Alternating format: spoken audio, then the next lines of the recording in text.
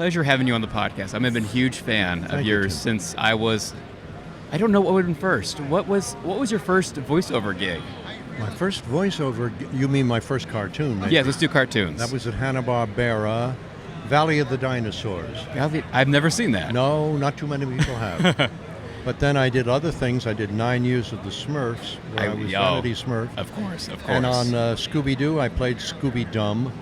And I did about 3 or 4 different series. I did guest appearances on, what the hell's the name of it? Anyway, Hanna-Barbera. Then I went and auditioned at Filmation for He-Man Master of the Universe. And I got Skeletor, and Merman, and Cringer, and Man-at-Arms. Sometimes all in the same episode. And I hear you did them at one time. No, I talk to myself. Yeah, exactly. Yeah, which I love doing. Oh, Merman, what do you want from me? Oh, don't talk to him that way. I'll talk to him any way I want. I love doing that. And that was easier for you to do it that way then? Yes, I knew what to expect. Exactly, yeah, you can respond better that way as the character. Yes, and it's more fun. Now, Vanity, that's definitely a character that we couldn't get away with nowadays, I don't think, with all the political correctness. Oh, yeah, sure. Yeah, why not? He's just a little light in the loafers. Yeah. But that's all right. Yeah. My cat's name is actually Cringer, after, of course, Cringer the cat, and I was in love with He-Man as a kid, and like most boys my age were.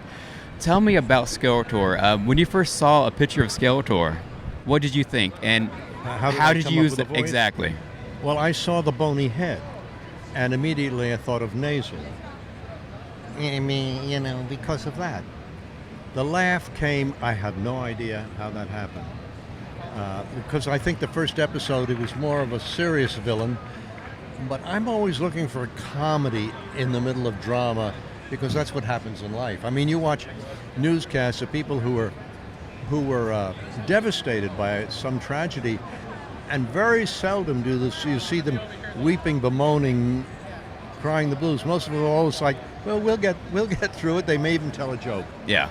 And that's been kind of the way I've looked at life. Otherwise, I would have passed away a long time ago. And so I just put the laugh in, and it caught on. Yeah. The insults were written in, the beginning one, the royal boob and all of that. But then Lou Scheimer said, well, just throw in some of your own insults. So I threw in, I don't know, maybe 20 or 25 over time, and maybe 2 made the air. The rest of them were too dirty. They're on the floor. Oh, wow. Tell me about Lou Scheimer. What was it like working under him? Marvelous man. Marvelous man. I found out after I'd worked for him a year, he was wearing a ring. I said, oh my God, did you go to Carnegie Tech? He said, yes, I was a painting and design major. He was on the 2nd floor, I was on the 1st floor as a drama student. We were there at the same time. Oh my gosh. And didn't know each other. Wow. It turns out that we also dated the same woman at different times.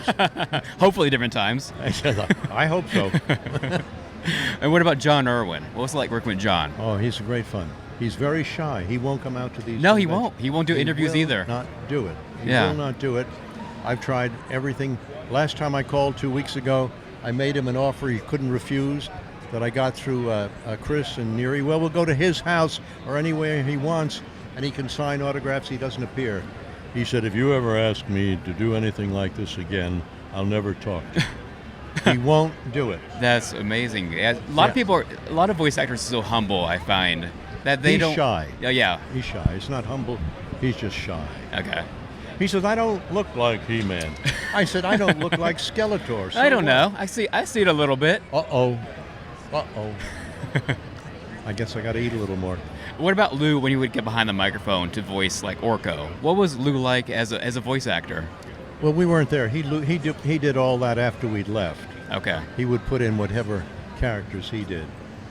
I think if he'd done it while we were there, we would have been critical and laughed at him. Yeah. He's a wonderful man, wonderful. I know, too bad he passed away before I was able to get a hold of him. And a very difficult death.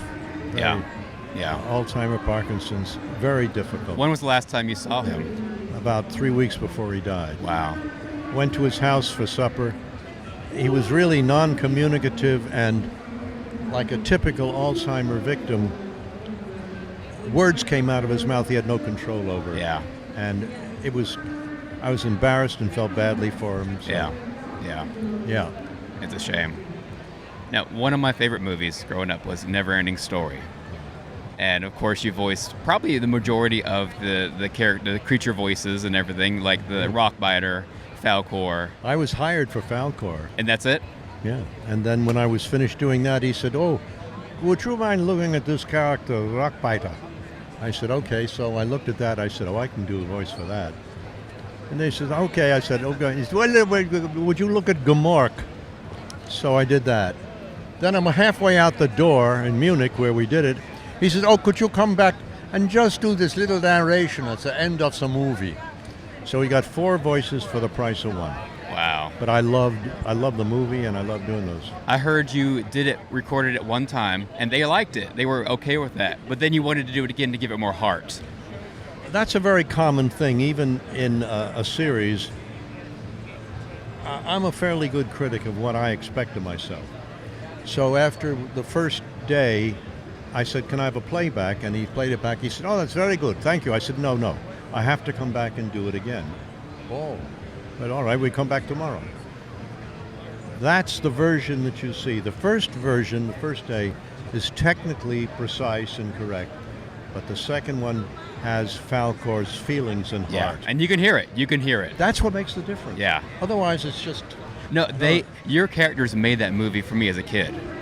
I can feel that heart as I hear those voices. Well, that's why I wanted to do it a second time. Yeah, and it definitely can tell. And it's an Yeah. amazing movie. I had my kids watch it last week, and they loved it. I had 3 girls. They loved it. Well, I should do the Rockbiter for you now. Yes, please. Yes. "Oh, Tim, I love the Chula's quartz is so good." Wow, it's amazing.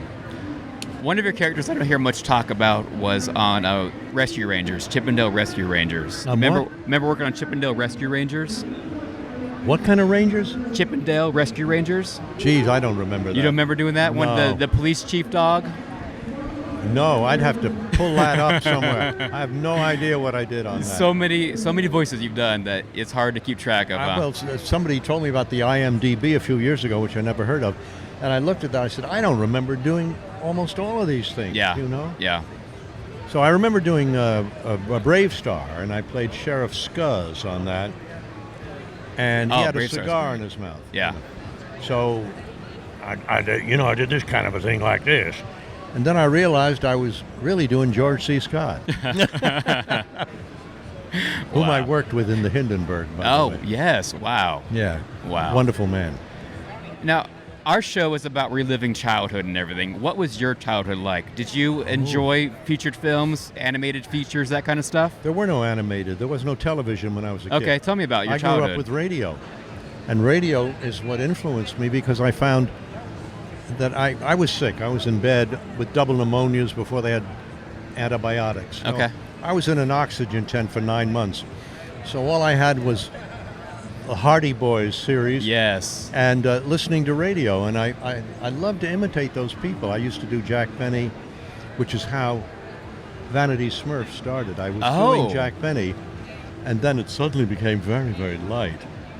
But I really started doing Jack Benny. That's amazing. I can hear it. Yeah. Wow. And Bogart and Jimmy Stewart, all those guys. Wow. Yeah. So I heard a story where you said that a lot of people have approached you about thanking you for helping them with their childhood because they were suicidal, that kind of thing. For me, mine is the opposite. I had a great childhood, but my dad passed away 6 years ago. I used these cartoons to cope. I went back to relive my childhood through these cartoons. And so without you and all of your hard work in animation, I don't know where I'd be, honestly. You know how much money you saved when going to analysis? This was your analysis. It is. I started my show because of the cartoons that I watched. And when my dad passed away, I started the show a month after, and it helped me cope. So I want to thank you for everything you've done. You're going to make me cry, Tim. No, I'm going to give you a hug. Love you, man. Thank you. Thank you. All right. Thank you so much for the interview. Can I have you close it out as Skeletor? I'm about to cry, too. Well, Tim, I'm glad to have talked with you. You boob, I don't know why I agreed to this in the first place, but I'm glad I did. And lots of good luck to you, and I really mean that. From Oppenheimer and Skeletor. Thank you so much, sir. You're a mensch. Thank you. I'm about to cry. Why'd you do that to me?